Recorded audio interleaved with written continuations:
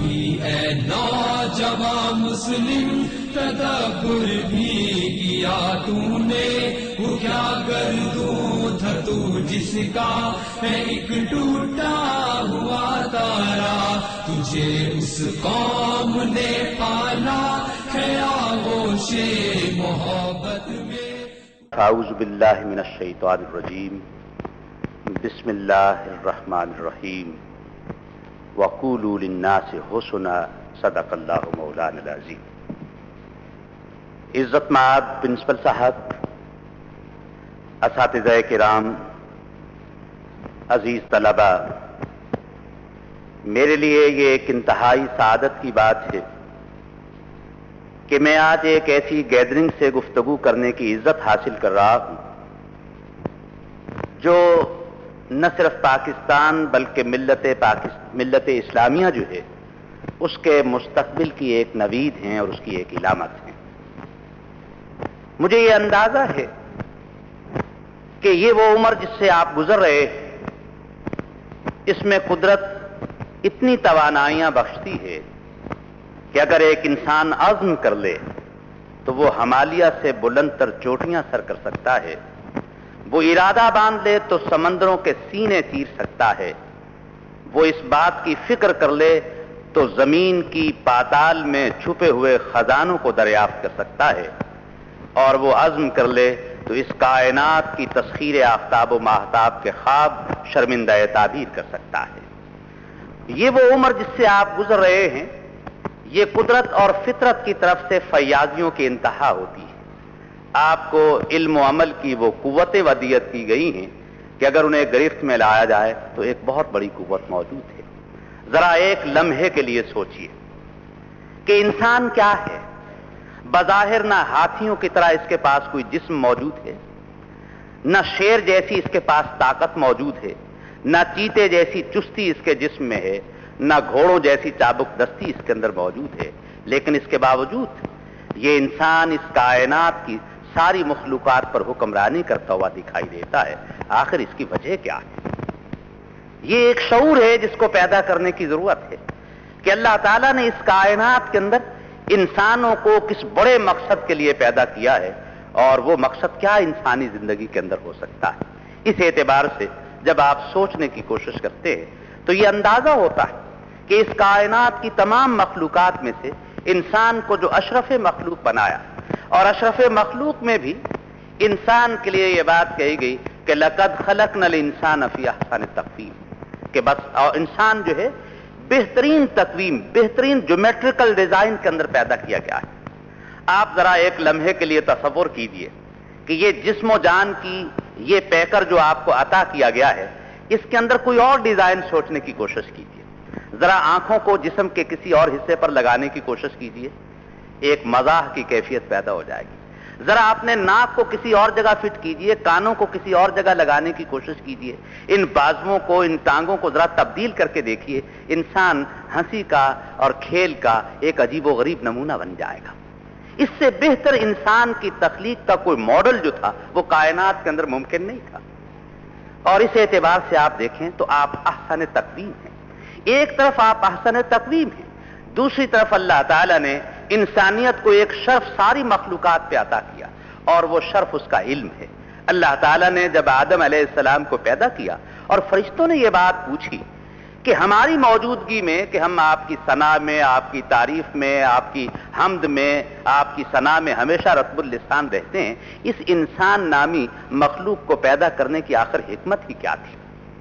تو اللہ تعالیٰ نے یہ فرمایا کہ اس مخلوق کو میں نے ساری مخلوقات پر علم الاسماء کی ایک فوقیت بخشی ہوئی ہے، اور پھر فرشتوں سے کہا کہ کیا تم اس علم الاسماء کو بتا سکتے ہو؟ تو انہوں نے اعتراف کیا کہ ہم نہیں بتا سکتے، اور آدم نے اس علم کو پھر ان کے سامنے پیش کیا۔ قرآن مجید نے بھی اس علم کی سبقت کو انسانوں کے سامنے پیش کیا، اور قرآن نے کہا هل يستوي الذين يعلمون والذين لا يعلمون، کیا کبھی علم رکھنے والے اور علم نہ رکھنے والے برابر ہو سکتے ہیں؟ پھر فرمایا هل يستوي الأعمى والبصير، کیا کبھی آنکھوں والے اور اندھے برابر ہو سکتے ہیں؟ انسانوں کو علم کی بنیاد پر ایک بہت بڑی فضیلت عطا کی گئی۔ اس اعتبار سے انسان جو ہے وہ اپنے حیوانی وجود کے اعتبار سے جب اپنے علمی وجود کو دریافت کرتا ہے تو وہ زندگی کے شعور اور ادراک کو حاصل کرتا ہے اور اس کائنات کی تسخیر جو ہے وہ اس کے قدموں تلے آتی چلی جاتی ہے. لیکن محض علمی وجود کے ساتھ کائنات میں کوئی ترقی نہیں کر سکتا ہے جب تک کہ اس کے ساتھ اخلاقی وجود بھی موجود نہ ہو. علم کی بنیاد پر آپ اس چیز کو محسوس کرتے ہیں کہ اس کائنات میں علم رکھنے والے کرپشن کرتے ہیں, علم رکھنے والے لالچ اور ہوس کا شکار ہیں, علم رکھنے والے دنیا میں کیسی کیسی خرابیاں پیدا نہیں کر رہے ہیں. اور اگر آپ ایک لمحے کے لیے غور کریں تو کسی معاشرے کو بے علم لوگ اتنا نقصان نہیں پہنچاتے جتنا کہ علم والے لوگ نقصان پہنچا رہے ہوتے ہیں. اس کا باعث یہ ہے کہ ان کے علم کا کسی اخلاق کے ساتھ تعلق موجود نہیں ہوتا. جب تک علم اخلاق کی قوت کے ساتھ آراستہ نہ ہو تو پل بننے سے پہلے گر جاتے ہیں, عمارتیں آباد ہونے سے پہلے مسمار ہو جاتی ہیں. لیکن جب اخلاق کی قوت کسی کے ساتھ موجود ہوتی ہے تو انسان بہت آگے سے آگے بڑھنے کی کوشش کرتا ہے. اس لحاظ سے اس کائنات کے اندر علم وہ قوت ہے جس کے حوالے سے انسانیت کو ایک امتیاز جو ہے وہ بخشا گیا ہے, اور آپ اسی علم کی قوت کی بنیاد پر اس کائنات میں آگے سے آگے بڑھنے کی کوشش کرتے ہیں. انسانی زندگی کے اندر یہ علم کی آرزو اور اخلاق کی طلب, یہ وہ دو راستے ہیں جن کے ذریعے سے انسان بڑی سے بڑی منزل تک پہنچ سکتا ہے, اور ان میں سے دونوں چیزیں ایک دوسرے کو مدد کرتی ہیں. اور رسول اللہ صلی اللہ علیہ وسلم کے اخلاقیات کے بارے میں جب یہ فرمایا گیا تو یہ بات بھی موجود ہے کہ انما بعثت مکارم الاخلاق, کہ مجھے تو اخلاق کے تکمیل کے لیے, اس کی خوشبو پھیلانے کے لیے مجھے مبعوث کیا گیا ہے. اس لحاظ سے اخلاقی قوت اگر علمی قوت کے ساتھ مل جائے تو دنیا کے اندر وہ مطلوبہ صلاحیت انسان کے اندر پیدا ہوتی ہے جو کہ انتہائی ناگزیر چیز ہے. اس لحاظ سے عزیزان من, اس وقت جس بات کی ضرورت ہے وہ یہ ہے کہ ایک طرف آپ علم کے حصول کی آرزو اپنے اندر پیدا کریں اور دوسری طرف اخلاقیات کا ایک پیرایا جو ہے اپنے اندر پیدا کرنے کی کوشش کریں. جب علم اور اخلاق کا امتزاج اور کمبینیشن آپ کی زندگی کے اندر پیدا ہو جائے گا تو پھر زندگی کی ساری عظمتوں کا راستہ جو ہے وہ آپ کے سامنے کھلتا چلا جائے گا. اگر آپ غور کریں تو ہمارے ماضی کے اندر جتنے اکابرین ہیں, جتنے اسلاف ہیں, ہماری تاریخ کے اندر جتنے بڑے لوگ ہیں وہ اس اعتبار سے بڑے ہیں ان کے قد و قامت بڑے نہیں تھے. دنیا کے سارے انسان بظاہر 5 اور 6 فٹ کے جسم کے ہوتے ہیں, ان کے سر کے اوپر یہ بال موجود ہیں, 2 آنکھیں موجود ہیں, یہ اعضاء ان کے پاس موجود ہیں. یہ قوت تو سارے انسانوں کے پاس موجود ہے, اور اللہ تعالیٰ نے ہر انسان کے دماغ کو سوچنے کی, آنکھوں کو دیکھنے کی, کانوں کو سننے کی, زبان کو بولنے کی اور ہاتھ پاؤں کو کارکردگی کی ایک صلاحیت عطا کر رکھی ہے. لیکن کیا وجہ ہے کہ کچھ لوگ ایسے ہیں کہ اسی وجود کے ساتھ زندگی کا اتنا بڑا کارنامہ سر انجام دیتے ہیں کہ تاریخ کے اندر وہ ہیروز کے نام سے پہچانے جاتے ہیں. وہ اس اعتبار سے کہ ان کے اندر وہ آرزو موجود ہوتی ہے, نصب العین کی وہ بلندی ان کی زندگی کے اندر موجود ہوتی ہے جو اس علم اور اخلاق کی بنیاد پر ان کو ہیرو بنا دیتی ہے. اور اگر یہ علم اور اخلاق کی قوت موجود نہ ہو تو وہ ہیرو زیرو بھی بن جاتے ہیں. قومیں بعض اوقات ہیرو ہوتی ہیں اور بعض اوقات زیرو ہوتی ہیں, اور زیرو اس وقت قومیں ہوتی ہیں جب وہ اخلاق اور علم کے اس منزل سے نیچے فروتر ہو جاتی ہیں. آج دنیا کے اندر علم کی بہت بہتات ہے, چاروں طرف آپ دیکھیں, لیکن علم کی کثرت کے ساتھ, ٹیکنالوجی کے اس وفور کے ساتھ ساتھ ان کے پاس وہ اخلاقی قوت موجود نہیں ہے, جس کی وجہ کیا ہے؟ آج انسانیت کا مستقبل جو ہے وہ بڑا گھنونا نظر آتا ہے. ایک بہت بڑا فلسفی اس زمانے کا جس کی کتاب ماڈرن پولیٹیکل تھیوری ہے, پروفیسر C.M. جوڈ, اس نے بڑی عمدہ بات لکھی. انہوں نے لکھا کہ دور حاضر کا انسان علم اور سائنس کی ترقی کے ساتھ ساتھ وہ پرندوں کی طرح آسمان پر اڑنا سیکھ جائے گا, وہ مچھلیوں کی طرح سطح سمندر پر تیرنا سیکھ جائے گا, لیکن اسے انسانوں کی طرح روئے زمین پر رہنا نہیں آئے گا.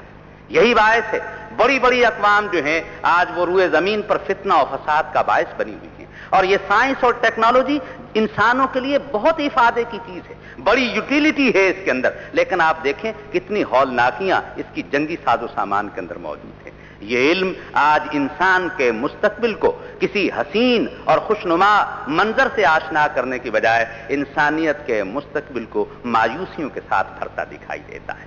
مسلمان طالب علم دنیا کے دوسرے طالب علموں سے بڑا مختلف ہوتا ہے کہ وہ زندگی کے اندر ایک ایسی کوشش کرتا ہے کہ جس کے نتیجے میں اس کا علم نافع بنتا ہے اور اس کا عمل صالح بنتا ہے. اس کی مثال اس انداز سے لگائیے کہ مسلمان کی زندگی کے اندر ایک عجیب تمنا ہوتی ہے, ایک آرزو ہوتی ہے. علامہ اقبال علیہ رحمہ نے اسی آرزو کے بارے میں, یہ بھی ایک آرزو ہے جس کا مصرع آپ کے سامنے پڑھا گیا کہ کبھی یا نوجوان مسلم تدبر بھی کیا تو نے؟ وہ کیا گردوں تھا جس کا ہے تو ایک ٹوٹا ہوا تارا، تجھے اس قوم نے پالا ہے آغوش محبت میں، کچل ڈالا تھا جس نے پاؤں میں تاج سرے دارا، اور تجھے آبا سے اپنے کوئی نسبت ہو نہیں سکتی کہ وہ کردار تو گفتار، وہ سابق وہ سیارہ، اور غرض میں کیا کہوں تجھ سے کہ وہ صحرا نشیں کیا تھے، جہاں گیرو جہاں دارو جہاں بانو جہاں آرا۔ اس اعتبار سے مسلم نوجوان جو ہے اس کے اندر ایک قوت ہے، وہ آسمان کی بلندیوں تک پہنچتا ہے، لیکن یہ عزم اور اخلاق کی قوت اس کے پاس ہر اعتبار سے موجود ہونا چاہیے۔ اخلاق کی قوت کا شعور، میں نے اساتذہ کے ایک کورس کے اندر ایک مثال دی تھی اپنے بچپن سے۔ میں نے یہ دیکھا کہ میرے بچپن میں ایک دفعہ کھیتوں کے اندر برسات کی بارش کے بعد کچھ کیڑے زمین پر رینگ رہے تھے، آپ نے بھی یقیناً رینگتے ہوئے کیڑوں کو دیکھا ہوگا، لیکن ان میں سے کچھ کیڑے ایسے ہوتے ہیں جو رینگتے رہنے سے، زمین کی پستیوں سے چمٹے رہنے سے نفرت کرتے ہیں، اور پھر وہ بھمرے اور تتلیاں اور پروانے اور پتنگے بن کر فضاؤں میں اڑنا شروع کر دیتے ہیں۔ اور ایک کیڑا تو پھر ایسا ہوتا ہے کہ جو صرف اڑتا نہیں بلکہ خود بھی تاریک راتوں میں روشن ہوتا ہے اور دوسروں کو روشنی دینے کی کوشش کرتا ہے۔ یہ سارا انبوہ آدم، یہ ساری نسل انسانی جو ہمارے ارد گرد پھیلی ہوئی ہے، اگر آپ اس کا تجزیہ کریں تو تینوں قسم کے لوگ آپ کو مل جائیں گے۔ ایک بد اخلاقی کی دلدل میں کیڑوں کی طرح رینگتے ہوئے زندگی گزار دیتے ہیں۔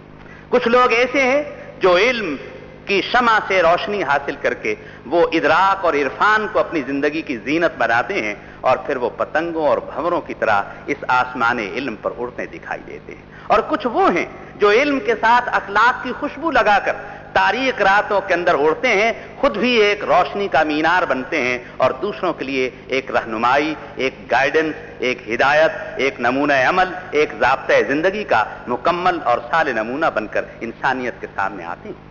میں یہ سمجھتا ہوں کہ ایک مسلمان کی زندگی کی معراج یہ ہے، دنیا کے دوسرے طالب علموں کے مقابلے میں اس کا یہ ایک سپیریورٹی ہے، اس کو ایک ایج حاصل ہے اس کو کہ وہ نہ صرف اس کائنات کی معلومات کو حاصل کرتا ہے بلکہ اس کے ساتھ ساتھ اخلاقیات کے وہ درس بھی اپنی زندگی کے اندر اپنانے کی کوشش کرتا ہے کہ جس کے بغیر یہ علم کی دنیا بیکار بن جاتی ہے۔ اس اعتبار سے میں یہ چاہوں گا کہ عزیزان من، آپ جہاں ایک طرف علم کی دولت کو سمیٹ رہے ہیں، دوسری طرف اخلاق کی نعمت سے بھی آپ کو بہرہ بر ہونا چاہیے۔ علامہ سعدی نے ایک جگہ بڑی عجیب و غریب حکایت لکھی ہے کہ ایک روز اس نے دیکھا کہ ایک مٹی کی چھوٹی سی ڈلی جو تھی وہ چلتی چلتی ایک حمام کے اندر پہنچ گئی۔ یہ ایک تمثیلی قصہ ہے، اور جب وہ حمام میں پہنچی تو حمام والے نے دیکھا کہ اس مٹی کی ڈلی سے تو کچھ خوشبو آ رہی ہے۔ اس نے پوچھا کہ تو عام قسم کی مٹی ہے، یہ تیرے اندر خوشبو کہاں سے پیدا ہو گئی؟ مٹی کی ڈلی نے زبان حال سے گفتگو کرتے ہوئے کہا، بگفتہ من گلے ناچیز بودم۔ اس نے کہا میں ناچیز مٹی تھی، ولیکن مدت با گل نشستم، لیکن ایک مدت تک مجھ مٹی کے اندر ایک گلاب کا پودا پرورش پاتا رہا، جمال ہم نشیں در من نثر گرد وگرنہ من ہما خاکم کے حسن۔ وہ جو جمال ہم نشیں ہے، وہ جو میرے اندر ایک گلاب کا پودا پرورش پاتا رہا، اس کا جمال اور اس کی خوشبو اور اس کی رنگتیں اور اس کی لطافتیں اور اس کی نزاکتیں وہ میرے اندر اثر پیدا کر گئی ہیں، وگرنہ میں تو مٹی ہوں۔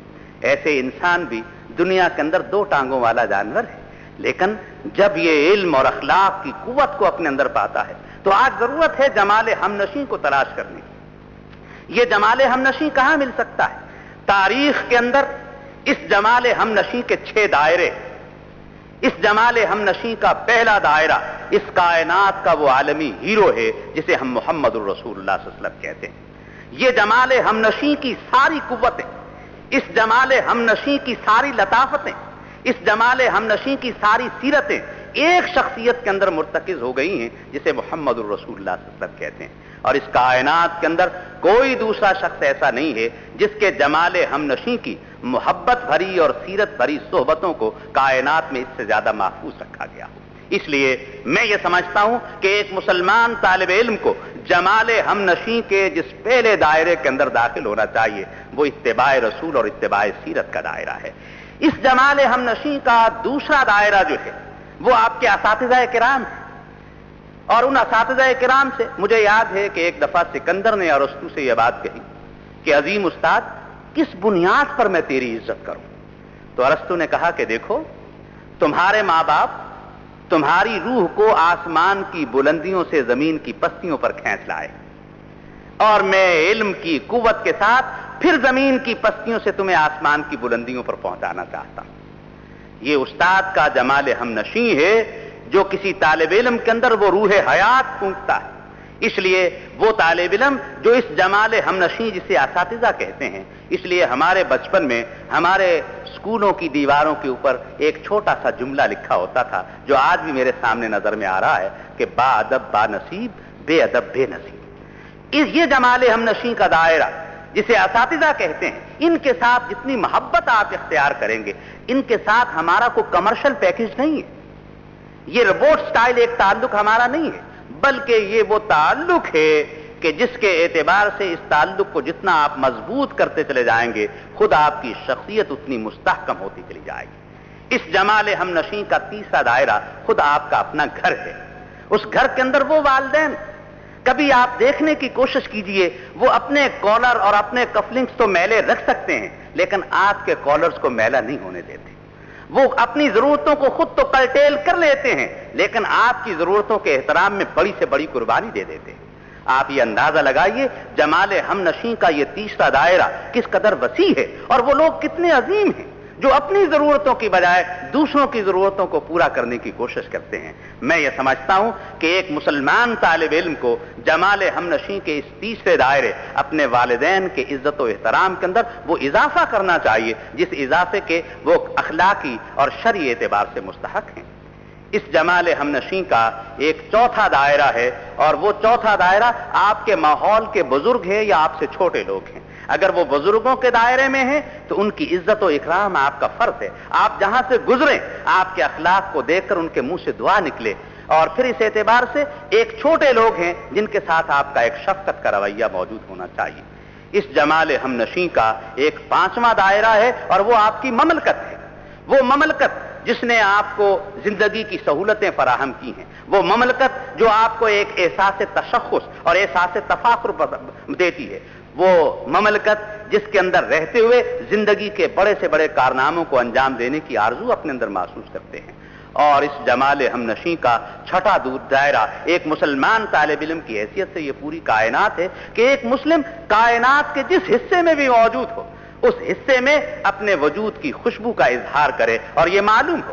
اور میں تو اس جمال ہم نشیں کے ایک ساتویں دائرے کو ذہن میں ابھی آتا ہوا محسوس کرتا ہوں کہ یہ وہ شہر ہے جدہ جو ایک کاسموپولیٹن سٹی ہے جس میں دنیا کے مختلف ممالک کے، مختلف مذاہب کے، مختلف ثقافتوں کے لوگ موجود ہیں۔ میں یہ سمجھتا ہوں کہ آپ طالب علموں کے اندر وہ جمال ہم نشیں پیدا ہونا چاہیے کہ یہ طالب علم جو اس یونیفارم کے اندر یہ کالی سی رنگ کی ایک پتلون اور یہ سفید سے رنگ کا ایک اجلا قمیض جو پہنے ہوئے ہیں، یہ جدہ کی جس سڑک سے گزریں، جس محلے میں رہیں، جس پارک میں کھیلیں، دنیا کو محسوس ہو کہ یہ وہ قوم ہے جس قوم کے اخلاقیات اور جن کے اطوار اور جن کا مینرزم اور جن کا بیہیویئر دنیا کے دوسرے لوگوں سے مختلف ہے۔ اور میں یہ سمجھتا ہوں کہ اگر یہ اعزاز اپنے اندر آپ اپنا لیں تو پھر آپ دیکھیں گے کہ پھر آپ سفیر بن جائیں گے اس پیغمبر اعظم کی سیرت کے جو پہلا دائرہ ہے، اور ان اساتذہ کی سیرت کے جو دوسرا دائرہ ہے، اور ان والدین کی سیرت کے جو تیسرا دائرہ ہے، اور اس ماحول کی سیرت کے جو چوتھا دائرہ ہے، اور وہ دائرہ جو آپ کی مملکت کے ساتھ تعلق رکھتا ہے۔ آئیے، کیا آج سے ہم یہ عہد نہیں کر سکتے ہیں کہ ہم اپنی مملکت کو اور اپنی سیرت کی شناخت کو اجاگر کرنے کے لیے جمال ہم نشیں کا ایک منظر بن کر شہر کے لوگ پکار اٹھیں کہ اس بستی میں جو طالب علم اس مملکت کے ساتھ تعلق رکھتے ہیں، اور وہ طالب علم جو اس ادارے کے ساتھ جسے جدہ انٹرنیشنل اسکول کہا جاتا ہے پاکستان کے حوالے سے، یہ طالب علم کتنے عظیم تر طالب علم ہے۔ اور میں یہ سمجھتا ہوں کہ اگر آپ نے اس احساس تفاخر کو، اس آنر کو، اس پرائڈ کو اپنے عمل کے ذریعے سے پیدا نہیں کیا تو آپ اپنی مملکت کے کوئی اچھے سفیر نہیں ہیں۔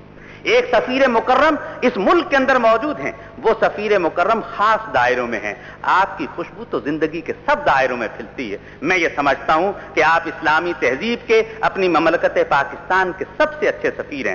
آئیے آج سے اس عہد کے ساتھ زندگی گزارنے کی کوشش کریں کہ اپنی کمیونٹی کے اندر اس جمال ہم نشیں کے تصور کے ساتھ ہم ایک بہتر وجود، بہتر آرزومندی کے ساتھ اپنی زندگی بسر کرنے کی کوشش کریں گے۔ اس لحاظ سے جب ہم اس بات کو محسوس کرتے ہیں تو ہماری زندگی کے اندر بہت ساری چیزیں پیدا ہوتی ہیں۔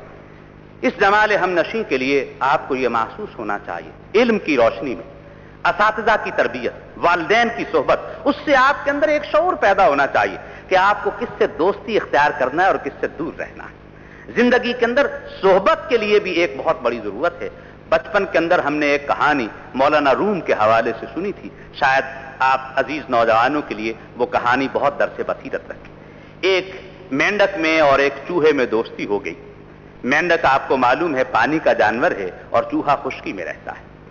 آپس میں ملنے کے لیے ان کے پاس کوئی ایسا میکانزم اور پیراڈائم موجود نہیں تھا کہ ہر روز اور ہر وقت ملنے کے لیے ان کی خواہش پوری ہو سکے۔ انہوں نے ایک کمیونیکیشنل سکل یوں ڈیولپ کی کہ ایک دھاگا جو تھا وہ مینڈک کے پاؤں میں باندھ دیا گیا اور چوہے کے دم میں بندھ گیا، اور وہ آپس میں جب کسی کا جی چاہتا اس کمیونیکیشنل سکل کے ذریعے سے آپس میں ملتے رہتے تھے۔ ایک دن کرنا خدا کا یہ ہوا کہ ایک چیل جو فضاؤں میں اڑ رہی تھی اس نے اس چوہے کو دبوچا اور چوہے کو پکڑ کر فضا میں بلند ہو گئی۔ اب دھاگا جہاں تک لوز تھا اس وقت تک تو کچھ معلوم نہ ہوا، لیکن جب دھاگے کی سرحدیں ختم ہوئیں تو مینڈک میاں جو تھے انہوں نے فضا کے اندر لٹکنا شروع کر دیا۔ فضا میں کچھ اور بھی پرندے تھے۔ انہوں نے مینڈک کے پاس آ کر کہا کہ چوہے کی آزمائش تو ہمیں سمجھ میں آتی ہے کہ خشکی کا جانور تھا اور چیل نے اسے دبوچ لیا، تم پانی میں رہنے کے باوجود کس آزمائش میں گرفتار ہو؟ مینڈک کہتا ہے یہ صحبت ناجنس، غلط کمپینشنشپ، غلط دوستی کو اختیار کرنے کی سزا ہے جو آج مجھے مل رہی ہے۔ عزیزان من، دیکھیے کہیں آپ کی دوستی بھی اس نوعیت کی تو نہیں ہے جو اس کائنات کے اندر زندگی گزارتے ہوئے آپ کو کسی پشیمانی، کسی ہزیمت، کسی ہیومیلیشن، کسی استہزاء کا نشانہ بناتی چلی جا رہی ہے۔ یہ صحبت کو بھی اختیار کیجئے، اور اس اعتبار سے رسول اللہ صلی اللہ علیہ وسلم نے فرمایا المومن مرآۃ المومن، مومن تو مومن کا آئینہ ہوتا ہے۔ جب وہ ایک دوسرے سے ملتا ہے تو اس کے اخلاقیات کی خوشبو پاس انفاس کی طرح اس کے پاس سے گزرتی چلی جاتی ہے۔ تو نوجوانان عزیز، یہ وہ مرحلہ ہے جس مرحلے کے اندر زندگی کی ان ساری قوتوں کو آپ نے سیکھنا ہے۔ اس اعتبار سے آپ صرف طالب علم نہیں، آپ ایک پاکستانی طالب علم ہیں اور ایک مسلمان طالب علم ہیں۔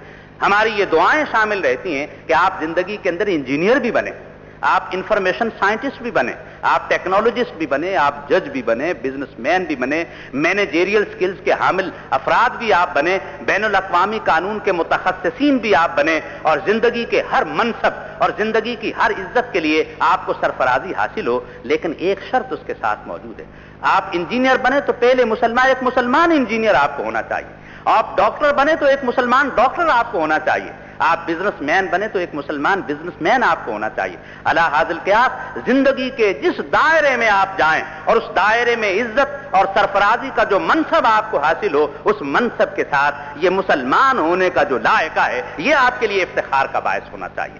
دوسرا لائقہ تو خدمات کا لائقہ ہے، اس کے ذریعے تو سروسز آپ پیش کرتے ہیں، لیکن وہ افتخار کا لائقہ جو اس زمین کی عارضی سرحدوں سے انسان کو آفاقی سرحدوں کی طرف لے جاتا ہے، وہ اسلام اور مسلمان ہونے کا لائقہ ہے۔ ہمارے عمل سے اس اسلام کی خوشبو آنا چاہیے۔ علامہ اقبال نے اپنے اس مصرے کے اندر اسی بات کا گلہ کیا ہے، کبھی اے نوجوان مسلم تدبر بھی کیا تو نے، وہ کیا گردوں تھا تو جس کا ہے ایک ٹوٹا ہوا تار۔ تجھے غور و فکر کرنا چاہیے کہ تمہیں کس مقصد کے لیے پیدا کیا گیا تھا، اور یہ بات جان لیجئے کسی مملکت کی اصل دولت اس کی معدنی دولت نہیں ہے، اس کی بل کھاتی ہوئی سڑکیں نہیں ہیں، اس کی ریلوے لائنیں نہیں ہیں، فضا میں اڑتے ہوئے اس کے جہاز نہیں ہیں، اس کے کارخانے اور اس کی فیکٹریز نہیں ہیں، اس کے بینک بیلنسز اور اس کے شہروں کا ثقافتی سرمایہ نہیں ہے، بلکہ کسی مملکت کی حقیقی دولت اس کی نوجوان نسل ہے۔ اگر یہ بن جائے تو سارا جہان آب و گل کھل جاتا ہے، اور اگر یہ نسل خراب ہو جائے تو یہ سارا ساز و سامان ہوتے ہوئے بھی وہ مملکت دنیا کے اندر ایک ناسور، ایک سرطان اور کینسر کی شکل اختیار کر لیتی ہے۔ اس اعتبار سے علم تو وہ ہے جو معاشرے کے ناسور اور سرطان کو دور کرنے کی کوشش کرتا ہے۔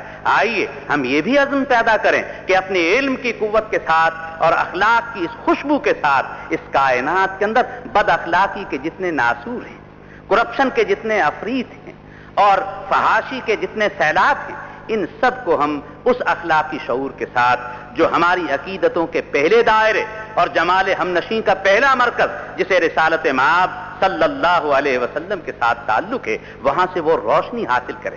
یہ ایک ایسا جمال ہم نشیں کا دائرہ ہے جو ایک بہت بڑا ٹرانسفارمر ہے ہدایت کا، روشنی کا، نور کا، اخلاقیات کا اور جہانی عظمتوں کا. آپ جتنا اس سے قریب تر ہوتے چلے جائیں گے آپ کے وجود میں عظمتیں پیدا ہوتی چلی جائیں گی، اور آپ اس ٹرانسفارمر سے جتنا دور ہوتے چلے جائیں گے آپ کی شخصیت پستیوں کا شکار ہوتی چلی جائے گی. انسانیت اس ٹرانسفارمر کے جتنا قریب پہنچے گی اجالوں کو پھیلا دے گی، اور جتنا دور ہوتی چلی جائے گی تاریکیوں میں ڈوبتی چلی جائے گی. یہ ایک ایسا معیار ہے جس کے حصول کے لیے ہمیں آگے سے آگے بڑھنا ہے.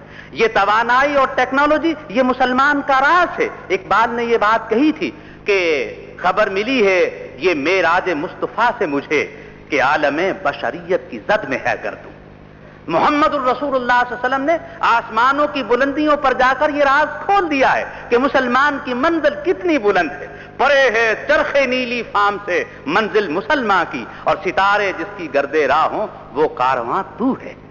یہ کاروان عظیمت ہے جو آپ کے علم اور اخلاق سے پھیلے گا. تنہا علم بھی کوئی قوت نہیں رکھتا، تنہا اخلاق بھی بے معنی ہے. اسی لیے قرآن نے بسطم فی العلم والجسم کی کیفیت انبیاء کے ساتھ رکھی ہے. وہ علم کے اعتبار سے، جسمانی اعتبار سے، ایمانیات کے اعتبار سے، مادی علوم کے اعتبار سے وہ دنیا کے اندر مسلح ہوتے ہیں اور اس اعتبار سے آگے بڑھنے کی کوشش کرتے ہیں. حضرات گرامی، اس چیز کے لیے بڑی ضرورت ہے کہ آپ لوگ اپنے 24 گھنٹے کی زندگی کا ایک شیڈول مرتب کریں. آپ نے غور کیا ہوگا کہ اس کائنات کے اندر وقت ایک بڑی قوت کا نام ہے، اور جو بڑے انسان ہوتے ہیں ان کے پاس بھی 24 گھنٹے کے دن رات ہوتے ہیں، اور عام لوگوں کے پاس بھی یہ بھی 24 گھنٹے کے دن رات ہوتے ہیں. زندگی کے اندر جن لوگوں نے عظمتوں اور عظیمتوں کو حاصل کیا ہے انہوں نے 24 گھنٹے کے شیڈول کی ایک ترتیب بدل کے رکھی. میں یہ محسوس کرتا ہوں ایک اچھے طالب علم کو وقت کی اس پابندی کا احساس کرنا چاہیے. اور پھر ذرا غور کیجئے ایک مسلمان طالب علم کی حیثیت سے جو ٹائم مینجمنٹ کا تصور ہمیں قرآن مجید اور رسول اللہ صلی اللہ علیہ وسلم کی رسالت اور آپ کی سیرت سے ملتا ہے. قرآن کو کتاب موقوتہ کہا گیا ہے، وقت کے ساتھ تعین اس کا پیدا کرتی. اور اس کائنات کو پورا غور و فکر کے ساتھ آپ دیکھیے سورج ہر روز وقت پہ نکلتا ہے، ہر روز وقت پہ غروب ہوتا ہے. چاند تارے اپنے وقت پہ طلوع ہوتے ہیں. صبح کو اگرچہ فضا میں موجود ہوتے ہیں لیکن ہماری آنکھوں سے ایک وقت پر چلے جاتے ہیں.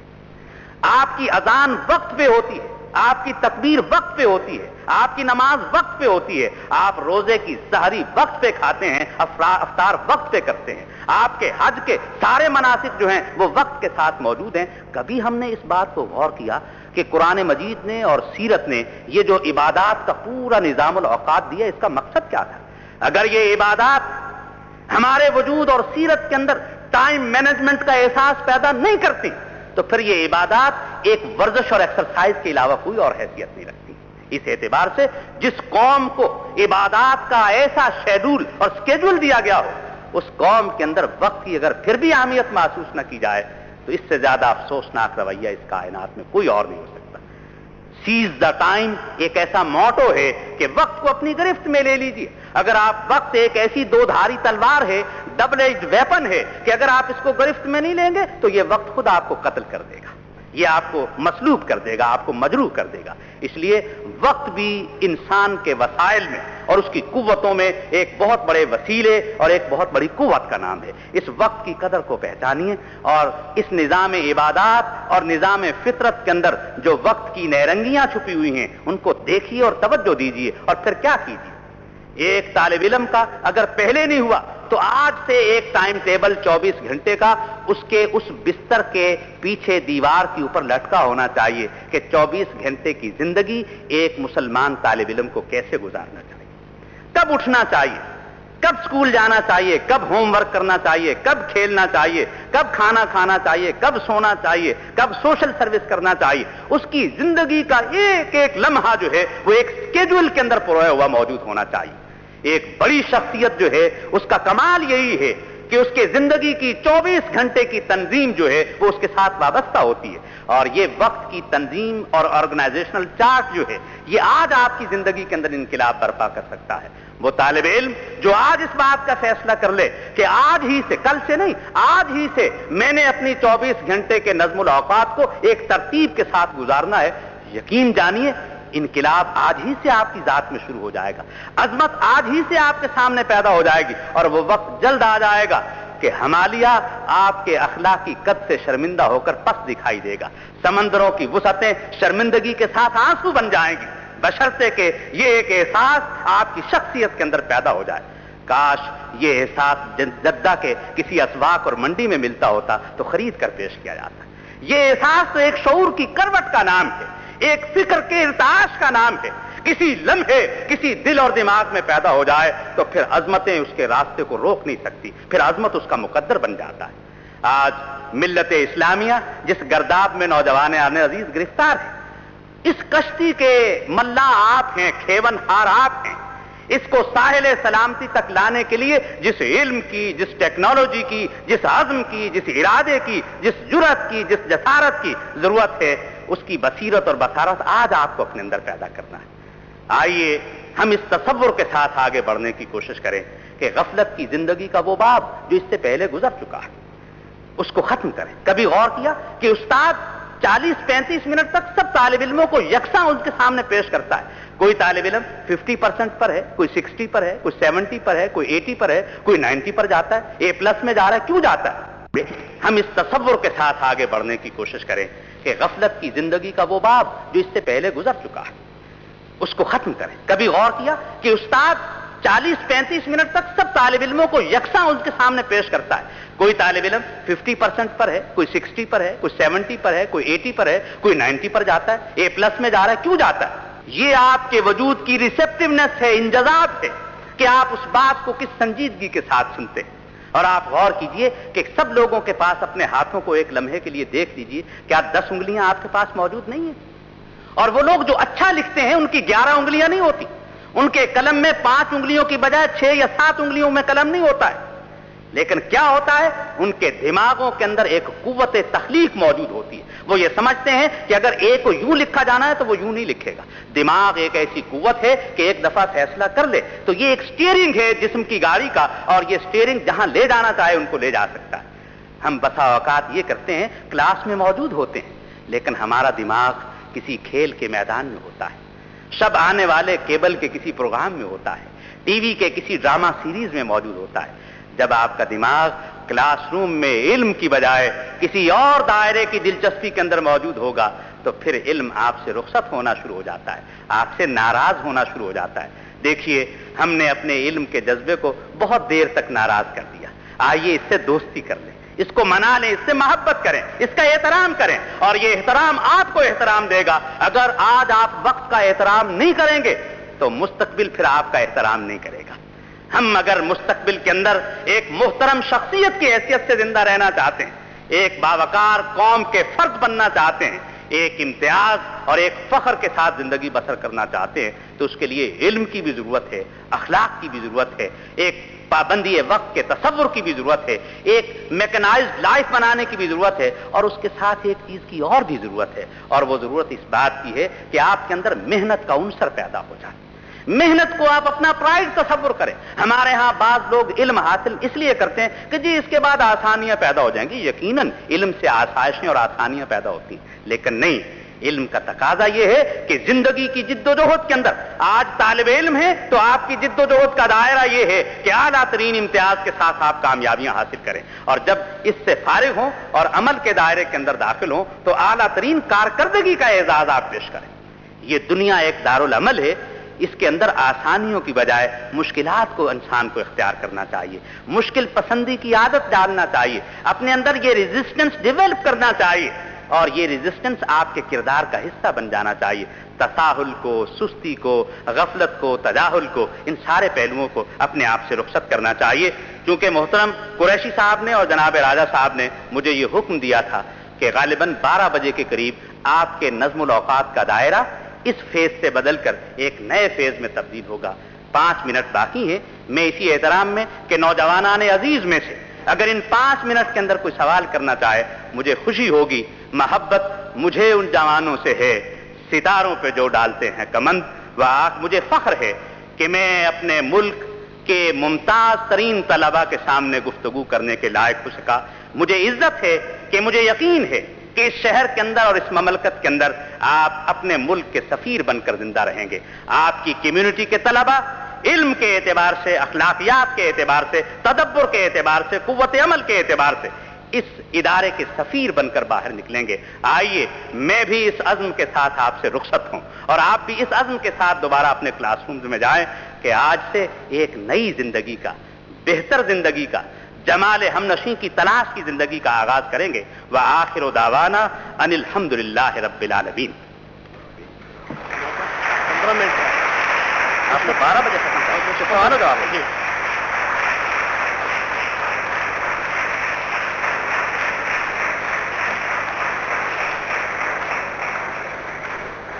Thank you very much, Professor Abdul Jabbar Shakir sahab. There's time for questions. Duration is 20 minutes. So students are requested to ask the question related with the lecture or general questions. One by one, please. We have the cordless mic. You can stand and ask for the mic if there is any question from the student side. تو آپ اس بات کا یقین کیجئے میں کسی مبالغے سے کام نہیں لے رہا ہوں. میں روزانہ فرسٹ ایئر میں اپنے نصاب کے علاوہ 300 صفحات کا مطالعہ غیر نصابی کتاب کا روزانہ کرتا تھا اور ہر مہینے اپنے طالب علمی کے زمانے میں 10 کتابیں ضرور خریدتا تھا. اور جب میں ملازمت میں آیا تو اپنی آمدنی کا نصف حصہ میں نے کتابوں کے لیے صرف کیا اور جب میری اہلیہ نے بھی ایک سروس کا اختیار تعلیمی قسم کی تو میں نے اپنی پوری تنخواہ کو کتابوں کی نظر کر دیا. آپ کے لیے ابھی آپ نے سنا ہوگا میری ذاتی لائبریری میں 50,000 کتابیں ہیں. یہ ایک معلم کی لائبریری ہے. میں یہ چاہتا ہوں کہ زندگی کے اندر کسی چیز کو خریدنا ہو تو آپ کی زندگی کی پہلی ترجیح کتاب ہونا چاہیے. وہ گھر بڑا اداس ہے، کسی طالب علم کا وہ اسٹڈی روم بڑا ہی اداس ہے جو کتابوں کے بغیر موجود ہو. اس اعتبار سے میری خواہش ہے کتاب سے محبت کیجیے. متنبی ایک شاعر ہے جس کا مصرع مجھے یاد آ رہا ہے، وَخَيْرُ جَلِيسٍ فِي الزَّمَانِ کتاب. دنیا کے اندر کتاب سے بہتر کوئی دوست نہیں ہو سکتا. یہ کتابوں سے بھی دوستی کا آغاز کیجیے. یس پلیز.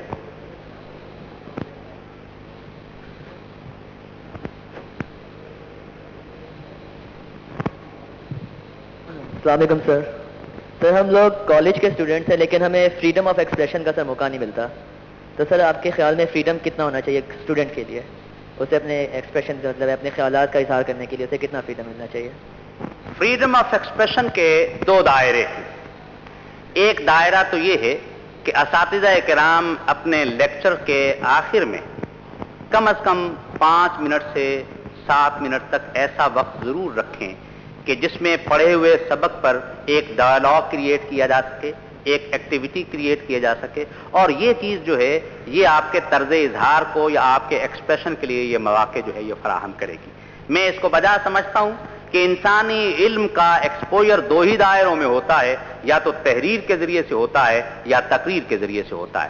مجھے یقین ہے کہ اگر جدہ انٹرنیشنل اسکول کے اندر اگر آپ کا میگزین، مجھے معلوم نہیں ہے یا نہیں ہے، اگر نہیں ہے تو میں انتظامیہ سے درخواست کروں گا کہ وہ ایک علمی، ادبی، تعلیمی جریدے کا آغاز کریں جس میں طلباء کی تحریریں شائع ہوں تاکہ یہ سوغات بیرون ملک بھی پہنچے. آپ انگریزی میں، عربی میں، اردو میں، اس میں ایک ٹیچر انچارج ایڈیٹوریل سٹاف کا ہونا چاہیے اور آپ لکھیں.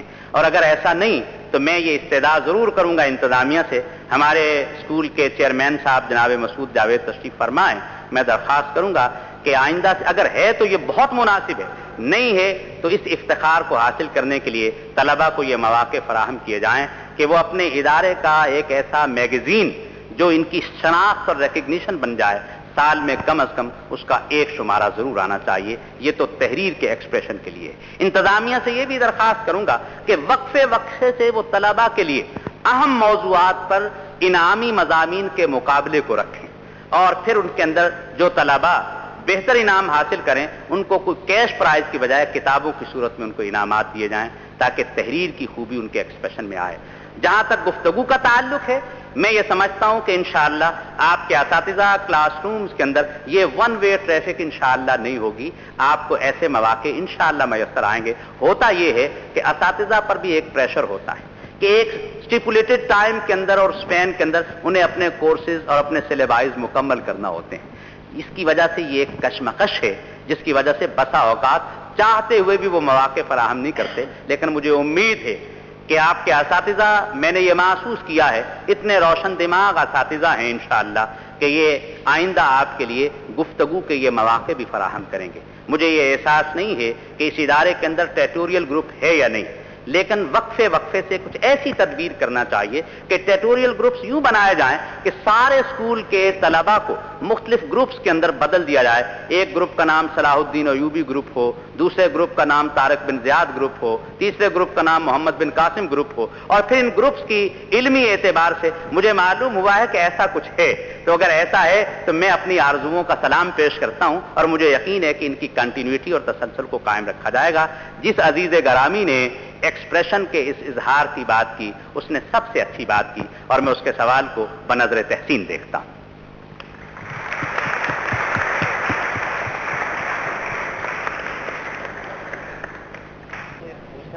السلام علیکم سر. وعلیکم السلام. سر، مسلمان طالب علم اپنے نفس کا تجزیہ کیسے کریں؟ سر، یہ اس حوالے سے نگاہ ولی میں یہ تاثیر دیکھی، بدلتی ہزاروں کی تقدیر دیکھی.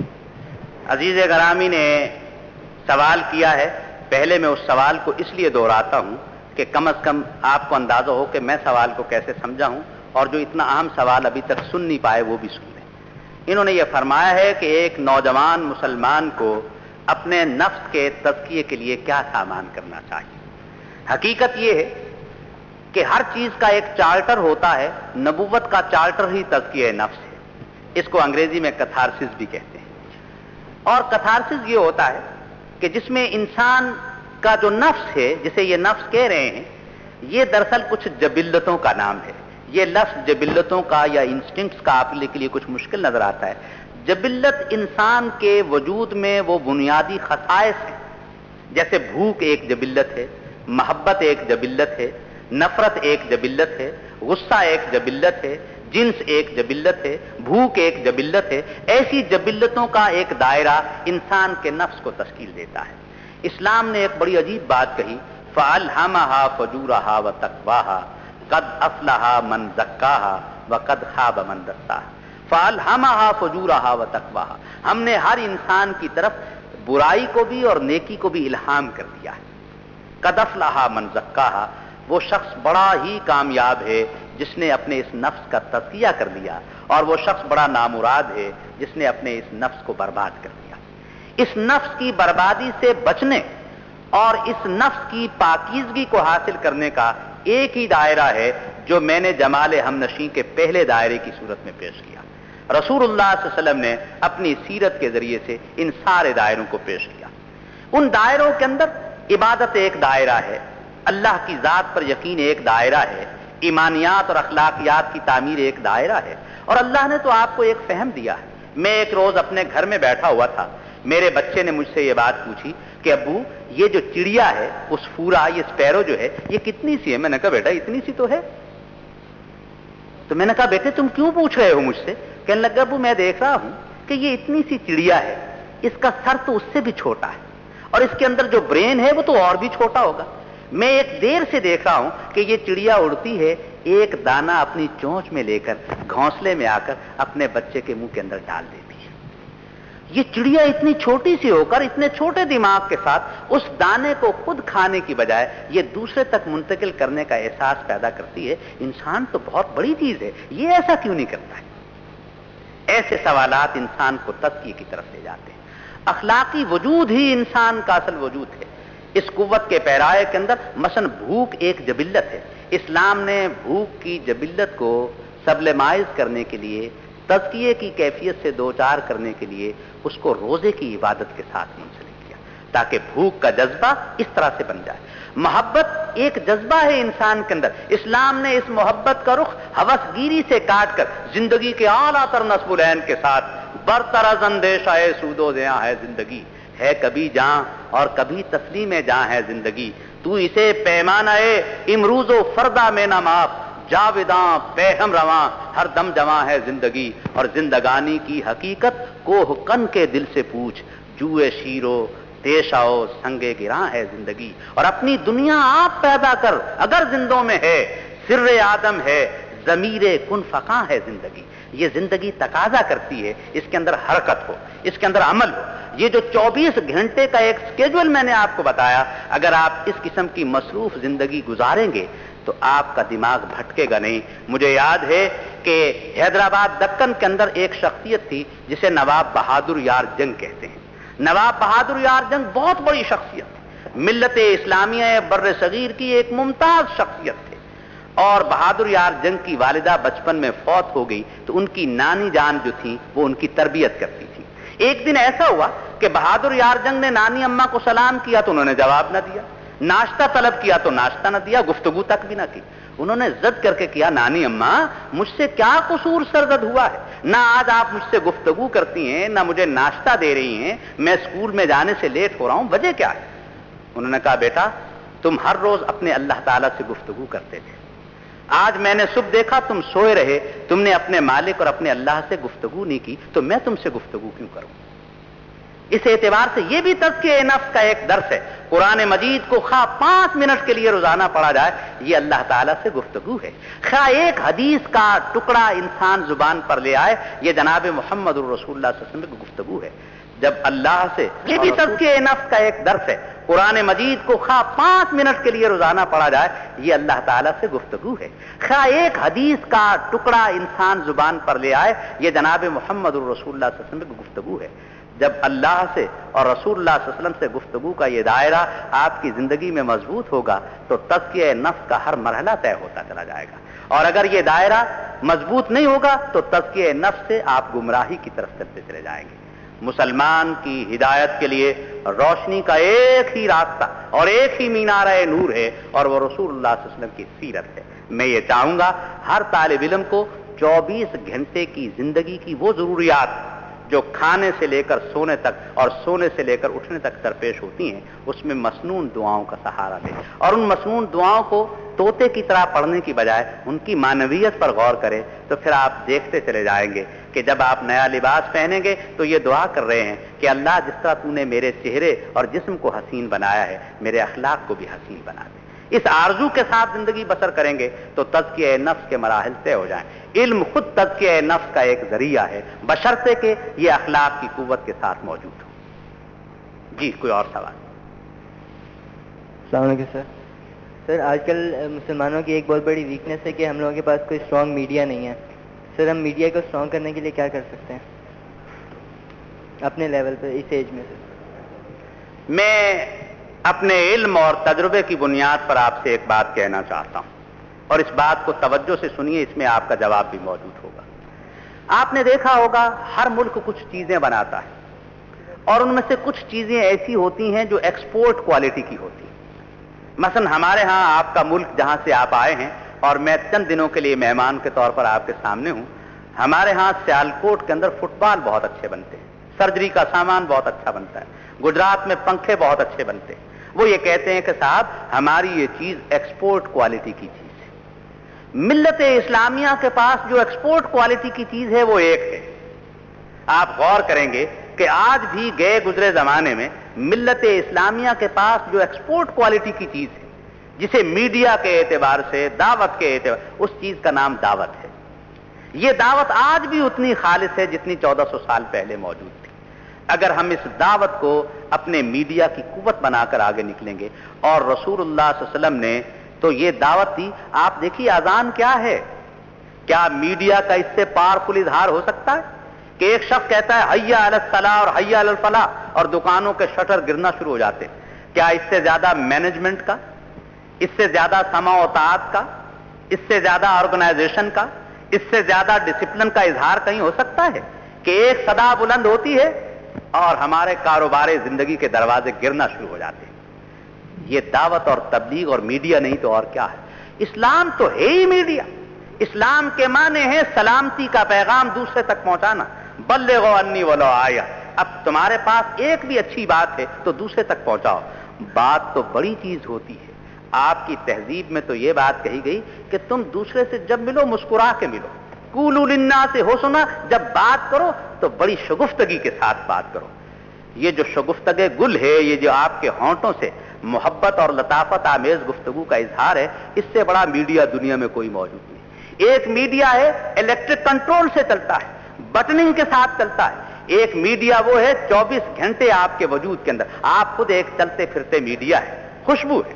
اگر مٹی کی ڈلی حمام میں جا کر جمال ہمنشیں کا اعلان کر سکتی ہے تو آپ کا یہ 5-6 فٹ کا وجود علم اور اخلاق سے مرصع ہو کر میڈیا کیوں نہیں بن سکتا ہے؟